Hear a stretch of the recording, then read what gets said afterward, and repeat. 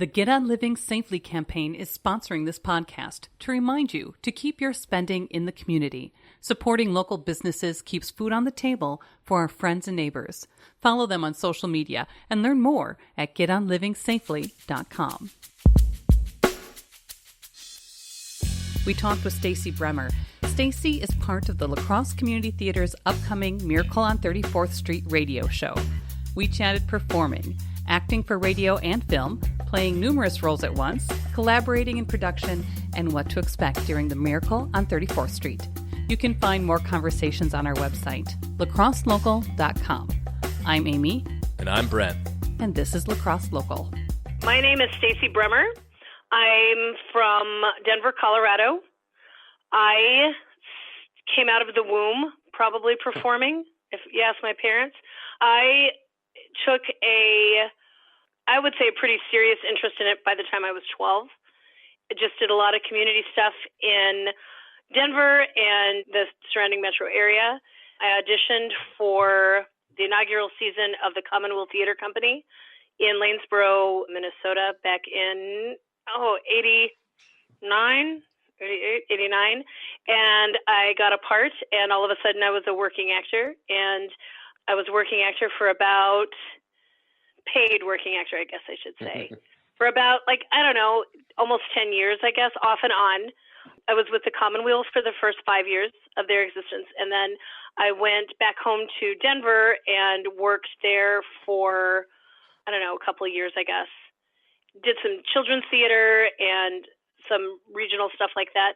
And then I fell in love, I got married, I got divorced, so that didn't work out great. But then I landed here in La Crosse and hooked up with La Crosse Community Theater, and I'm always there. It's like my other home, so.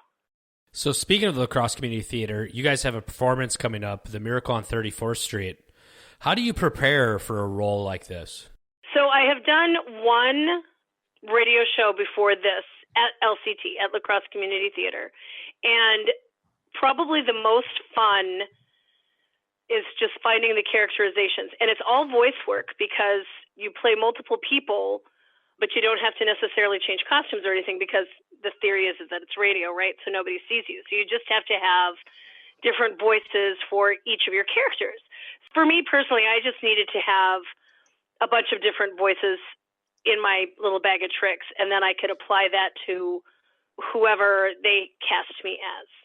The process was just having different dialects and different people in your back pocket, I guess. Going from the process, you talked about the process from radio to an actual performance with people. Well, now there's actually going to be video available too. Do those differ in some capacity? I mean, I could just imagine stage actors doing some big gestures, but being on radio and it's confusing, and other actors are going, yeah, nobody could see that, buddy. Well, you can hear a gesture in a voice. Okay. You could hear me if I was, you know what I mean? Like if I was excited or if I was really sad, you could hear that in my voice. You could hear my body language in my voice. So that's not so different. The thing I'm excited about is I'll actually get to see something I'm in. Like I can tune in and watch this performance. I've never been able to do that before. So that's kind of fun. You rely on people who are bootlegging it with their phone, your friends in the audience or whatever. So that's what I'm really excited about. In terms of process for doing something, I mean, radio is a lot of standing around. That's hard because I want to cross to that guy. I want to look at that guy. I want to have stuff to do that way. So the challenge is to not fidget when you're standing there waiting for your part, and it's also a challenge to stay in the moment while you're stationary. Sure. So it's kind of like you're staying stationary, but you're also doing a number of different roles in this production. Yeah. So I'm sure that has some difficult elements to it. Do you just accidentally jump into other voices sometimes, or no? I have not, but mine aren't tight. Mine aren't side by side. So in other words, I don't start out like this and then have to go into a southern accent like this and then go back to one like this. I'm pretty much my regular voice, and then I have a Slavic voice that I do, something Russian, something Eastern Bloc, and then I don't have anything until I'm back to my regular voice. And I have that all noted on my script, but we do have a couple of actors who do to do the SWIP swap, and it's been fun to listen to, and it's been really cool to watch them handle it and figure out the best way to keep it separate. And they are separate, and that's really fun to watch.